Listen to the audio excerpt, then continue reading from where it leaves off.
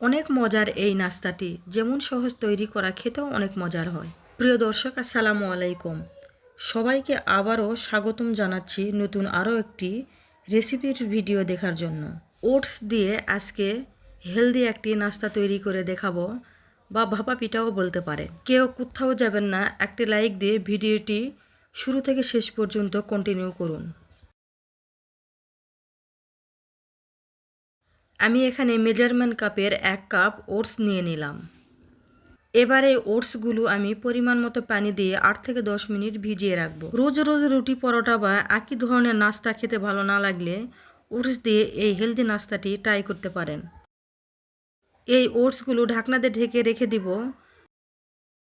এই দিকে নাস্তার জন্য সবজির পুর তৈরি করে নিব। একটি প্যানে সামান্য পরিমাণ সয়াবিন তেল দিয়ে হাফ চা চামচ করে কালো সরিষা আর আস্ত জিরা দিয়ে একটু ভেজে নিতে হবে। তারপরে এখানে দিয়ে দেবো একটি পেঁয়াজ কুচি। এই পেঁয়াজগুলো আমি 2 থেকে 3 মিনিটের মতো নেড়ে চেড়ে ভেজে নিব, নরম হয়ে আসা পর্যন্ত। এ সময় চুলার আঁচ মিডিয়ামে রেখে খুব বেশিক্ষণ ভেজে নিব না, 2-3 মিনিটের মতো ভেজে নিয়ে পেঁয়াজগুলো জাস্ট নরম হয়ে আসলে এখানে কিছু সবজি অ্যাড করে দিব। এখানে আমি একটা কাঁচা আলু গ্রেট করে নিয়েছিলাম, সেটি দিয়ে দিলাম। আর একটি গাজর গ্রেট করে নিয়ে এখানে দিয়ে দিলাম। আর কিছু পরিমাণ পালং শাক কুচি করে দিয়ে দিলাম। দিয়ে এগুলো নেড়ে চেড়ে বেশ কিছু সময় নিয়ে ভালো করে ভেজে নেব। যখন এই সবজিগুলো এরকম নেতিয়ে আসবে তখন এখানে স্বাদমতো লবণ দিয়ে দিব। দিয়ে লবণগুলো সবজিগুলোর সাথে ভালো করে আবারও মিশিয়ে নেব। এখানে কোনো রকম পানি ব্যবহার করব না, সবজিগুলো কাঁচা ছিল তাই এখান থেকে কিছু পরিমাণ পানি বের হবে। আর সেই পানিতেই নেড়ে চেড়ে ভেজে নিতেই সবজিগুলো সিদ্ধ হয়ে আসবে। এবার কিঞ্চিত পরিমাণের হলুদের গুঁড়া মিশিয়ে দিব। হলুদের গুঁড়াটা অপশনাল, আপনি চাইলে দিতেও পারেন, আবার নাও দিতে পারেন। তবে দিলে যে নাস্তাটি তৈরি করবেন সেই নাস্তাটির কালারটি দেখতে সুন্দর। এভাবে সবজিগুলো ভেজে নিতে সবজির পানিগুলো যখন শুকিয়ে আসবে তখন সবজিগুলো নামিয়ে ঠান্ডা করে নেব। এবার দেখুন ওটসগুলো কিছুটা পরিমাণ নরম হয়ে এসেছে। এবারে এই ওটসগুলো পেস্ট তৈরি করে আমি ওটস দিয়ে যে নাস্তাটি তৈরি করে দেখাবো তাতে এই ওটসগুলো এইভাবে পেস্ট করে নিলে ভালো হয়। প্রথমে ওটসগুলো একটা মিক্সিং জারে দিয়ে দিলাম। তারপরে আমি 1 কাপ ওটসের জন্য হাফ কাপ সিদ্ধ চাউল ভিজিয়ে রেখেছিলাম, সেই চাউলটি দিয়ে দিলাম। আর সামান্য পরিমাণে পানি দিয়ে একটি স্মুথ পেস্ট তৈরি করে নিব। ভিডিওর এ পর্যায়ে এসেও যারা একটি লাইক দিতে ভুলে গেছেন প্লিজ একটা লাইক দিয়ে দিবেন।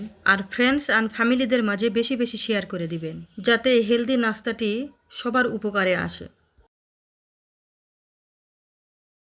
2 মিনিটের মতো ব্লেন্ডারে ঘুরিয়ে নিয়ে একটা স্মুথ পেস্ট তৈরি করে নিয়েছি। এবার একটা বাটিতে ঢেলে নেব। আর তারপরে যে সবজির পুরগুলো আমি তৈরি করে রেখেছিলাম সেই সবজির পুরগুলো এখানে দিয়ে দিব।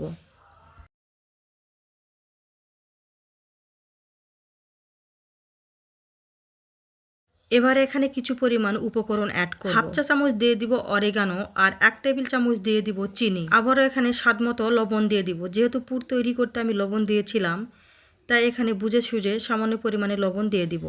আর দিয়ে দিব ধনিয়া পাতা কুচি, একটি কাঁচামরিচ কুচি দিয়ে দিব। দিয়ে এই উপকরণগুলো ভালো করে মিশিয়ে নেব। ওটস দিয়ে আজ যে নাস্তাটি আমি তৈরি করে দেখাচ্ছি অনেক হেলদি একটি নাস্তা, আর খেতেও কিন্তু বেশ মজার হয়েছিল। এখানে আমি কোনো রকম পানি ব্যবহার করব না। দেখুন একদম ঘন থকথকে একটা ব্যাটার তৈরি করে নিতে হবে। এবার এখানে দিয়ে দেব 1 টিস্পুন খাবার সোডা, দিয়ে আবারও বেশ ভালো করে মিশিয়ে নিতে হবে।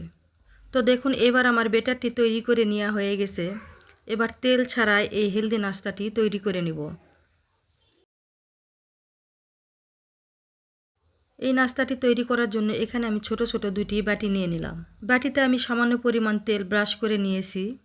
আপনারা চাইলে ঘি দিয়েও ব্রাশ করে নিয়ে নিতে পারেন। এবার বাটিতে হাফ বাটি করে এই ব্যাটারগুলো দিয়ে দিব। দিয়ে ভালো করে চামচের সাহায্যে সমানভাবে মিশিয়ে নিয়ে সেট করে নেব। এবার উপর থেকে শুকনো মরিচের গুঁড়ো সামান্য পরিমাণে ছিটিয়ে দিয়ে দিব। এটি দিলে দেখতেও সুন্দর লাগে, খেতেও ভালো লাগে। এবার এই নাস্তাগুলো আমি পানির ভাপে তৈরি করে নেব। তার জন্য এখানে আমি একটি রাইস কুকারের জালি নিয়ে নিলাম। নিয়ে এই জালির উপরে একটি করে বাটি দিয়ে এদিকে আমি পানি গরম করতে বসিয়ে দিয়েছিলাম, সেই পানির উপরে দিয়ে ঢাকনা দিয়ে ঢেকে 5-6 মিনিট ভাপ দিয়ে নিয়েই তৈরি করে নেব এই নাস্তাটি।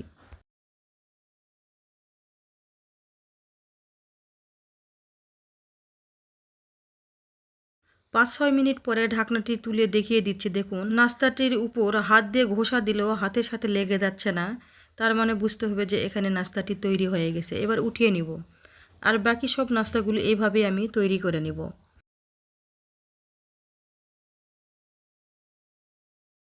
নাস্তাগুলো দেখুন দেখতে কতটা লোভনীয় লাগছে। এবার চার সাইডে এভাবে চামচ দিয়ে ছাড়িয়ে নিয়ে এই নাস্তাগুলো আমি উঠিয়ে নিব।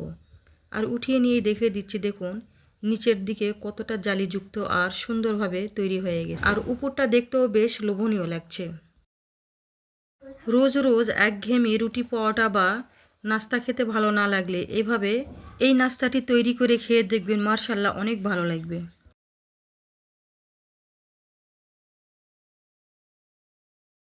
সকালে বা রাতে যারা ভাত খেতে চায় না তারা চাইলে চিনি বাদ দিয়ে এই নাস্তাটি তৈরি করে খেতে পারে। আবার বাচ্চাদের টিফিনের জন্যও কিন্তু বেশ হেলদি আর টেস্টিফুল একটি টিফিন।